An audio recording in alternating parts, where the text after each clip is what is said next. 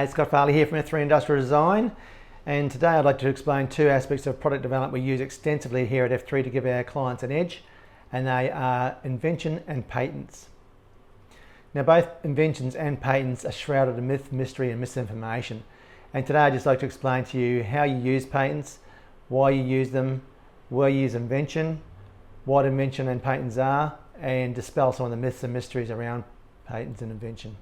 So let's start out by explaining invention. But an invention is a solution to a problem with an inventive step.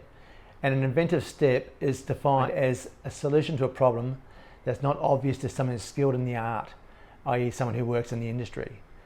So for example, if you're a dentist and you generally pull teeth out with a pair of pliers, I think they're called forceps in that industry, or elevators, correct me if I'm wrong.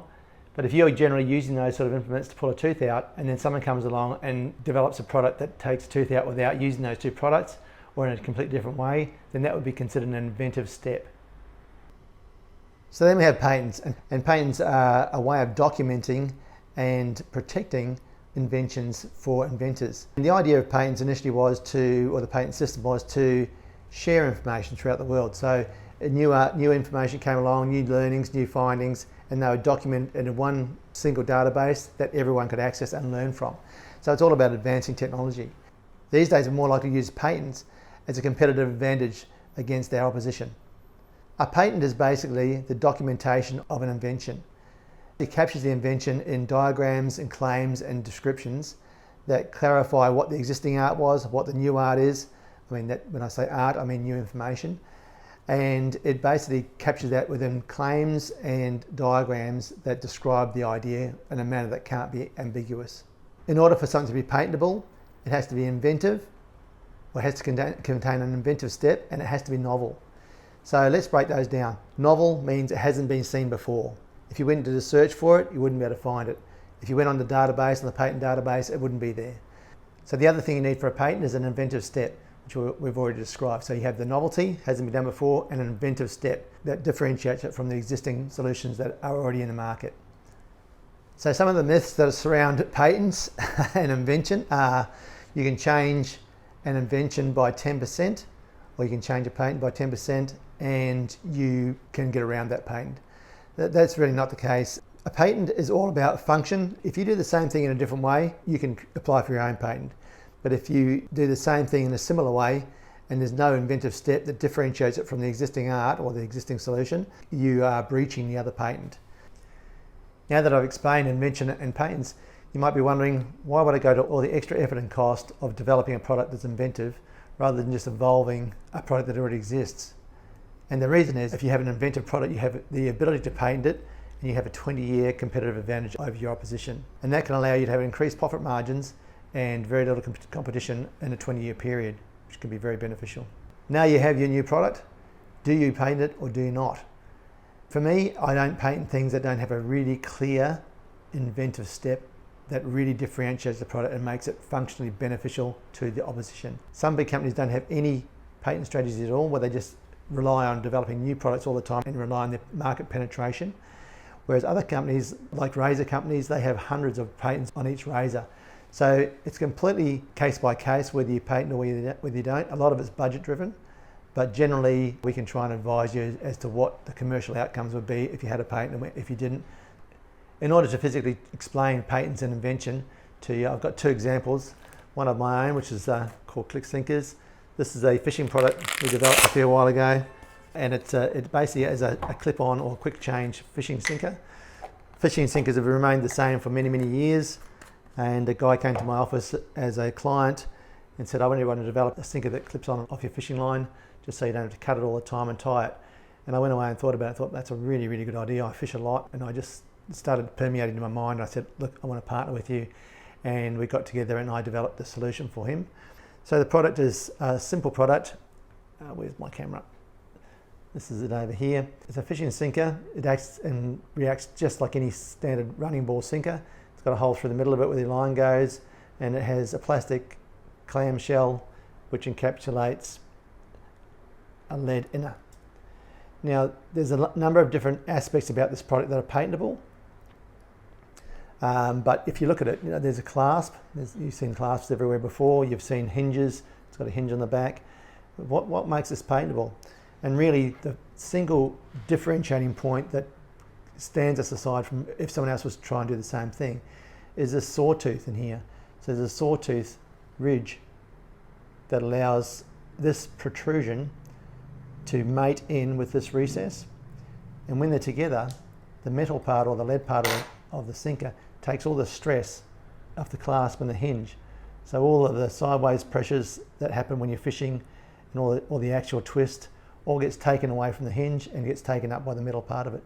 Although there's 14 separate claims on this product, this one aspect was really the point of difference that makes this hard to copy in the same format and create a single unitary sinker.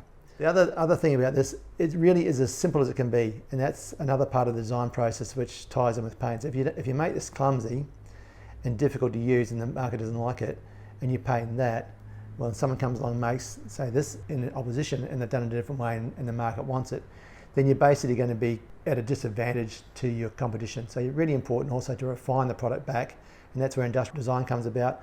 We're all about making things user-friendly, making the user experience really good, and then trying to make it as simple and as functional and as easy to manufacture as possible. So that's Click Sinkers.